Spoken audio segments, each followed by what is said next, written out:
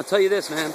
Everything is happening in our life to guide us back to oneness and back to our connection with all that is. All of our issues, all of our dramas, every trauma experience is an invitation to help us get back toward oneness and a unified consciousness and awareness of our unity with all that is.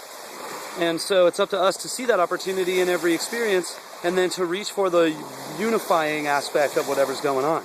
The fact that we're connected with everything and the oneness that is. And if we can do that, then we're on the path, man.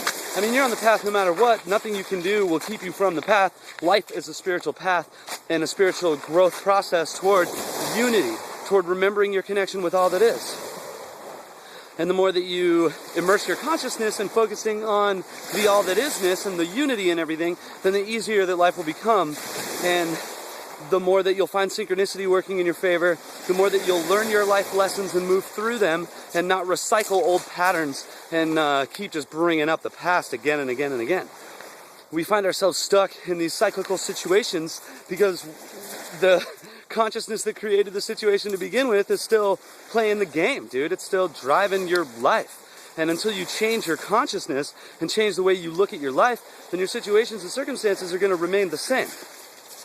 So the more that we choose unity in our perspective, and the more that we choose focusing on the spiritual aspect of everything in our perspective, then the easier our life will become, and the quicker we'll move through our traumas and our undesired circumstances. So all of life is calling you ever forward back to the oneness, man. At some point, you're going to live in a unified consciousness, one that doesn't acknowledge duality as just the way it is, but one that sees that unity is the way that it is, and the unity is really the ultimate reality that's going on beneath whatever surface appearances may be.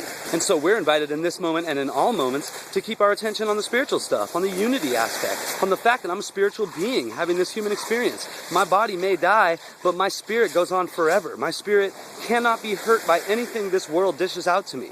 Nothing anybody does can affect me on a spiritual level. I can't be killed in that way. I can't ever be destroyed. I can't ever be offended.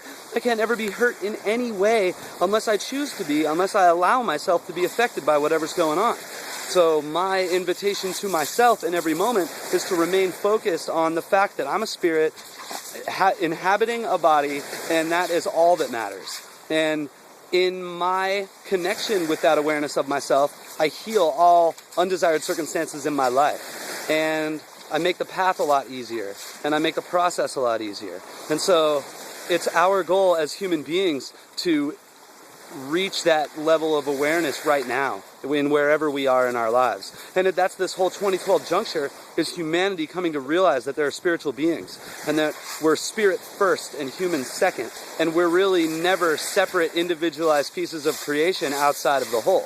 We're always immersed in the whole. We're always unified with the whole, and we may think that we're separate, and we may have an illusory experience of being separate, but that's just an illusion. It's not the ultimate reality of who and what I am. The who and what that I am is the infinite spirit, dude, the immortal presence. And that aspect is all that matters. That aspect is the ultimate truth. And everything else outside of that is an expression of the ultimate truth, and ultimately the expressed illusion of the ultimate truth. For whatever reason, to experience ourselves, to grow, to let God live in this human body, as this human life, doing whatever it is I'm doing, and then wake up to the fact of oneness and unity, and the fact that I am God expressed as a human being, and that I have the unlimited power of creation, the unlimited potential of the God force energy flowing through me to create with in my life, and I can use it as I see fit. And as long as I'm working in harmony with the unconditional loving flow of life, then I am living the divine life that was meant for me, that God would have for me if only I would get out of the way enough. So embrace your spiritual experience, man. Reconnect with your oneness, keep your focus there, watch your life unfold in benevolent ways. Blessed be.